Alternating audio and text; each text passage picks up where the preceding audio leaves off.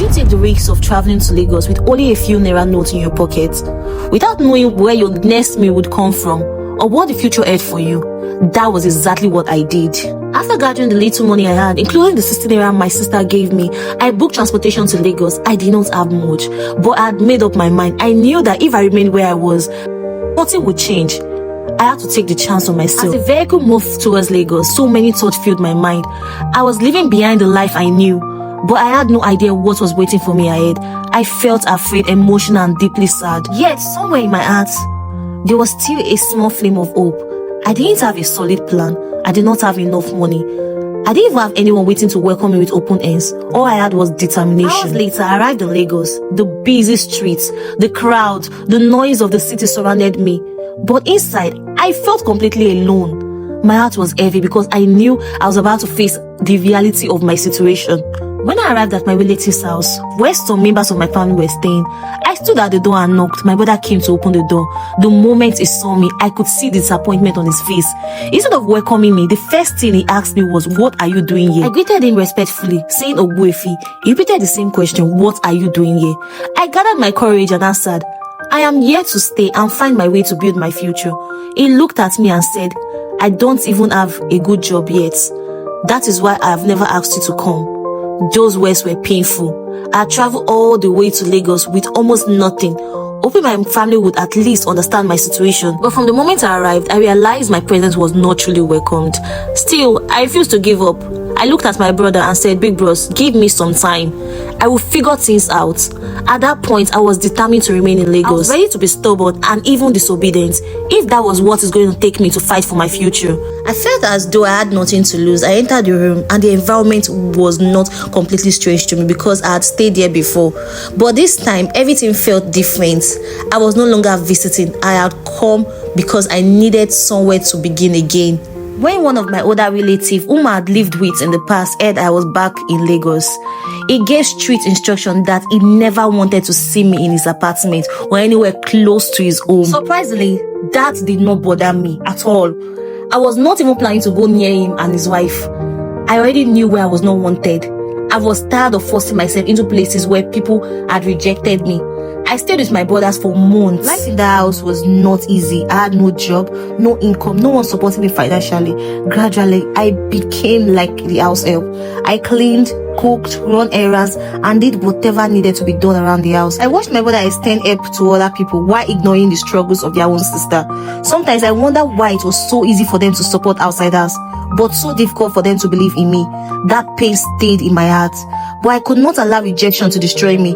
I remind myself that I had not traveled to Lagos to be comfortable. I had come to fight for a better future. One morning, one of my brothers called me and asked me, "What is your plan moving forward?" He told me that he would not allow me to continue staying at home day after day without doing anything.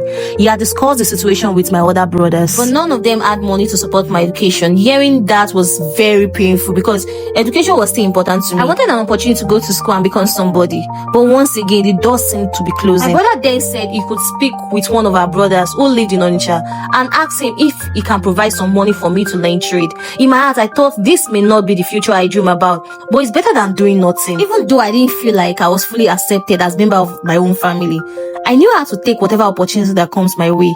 I told him, "Let me think about it and I will let you know." After thinking about it, I decided to learn hairdressing. Begin somewhere.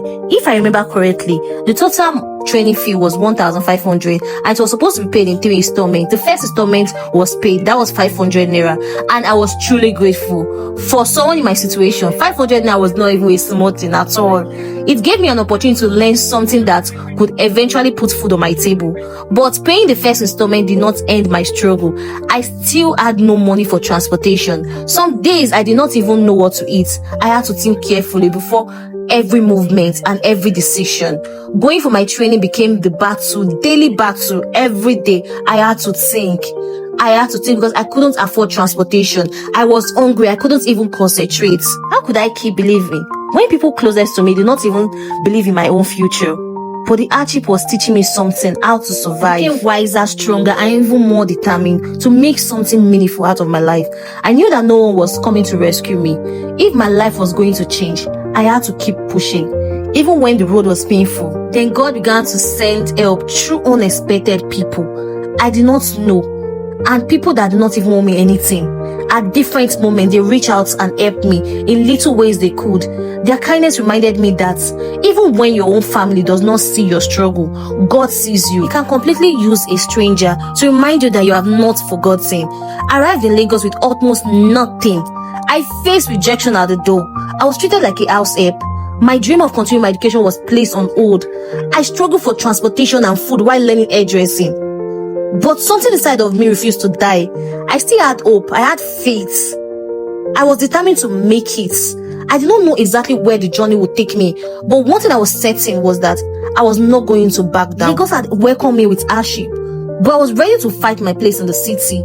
This was only the beginning of another difficult chapter of my life. What happened during my hairdressing training? How did the kindness of stranger help me to survive? I will tell you in the next episode of My Untold Story. I will stop here for today. Please don't forget to like, comment, subscribe, and share the video with your friends and family. Thank you so much. Bye.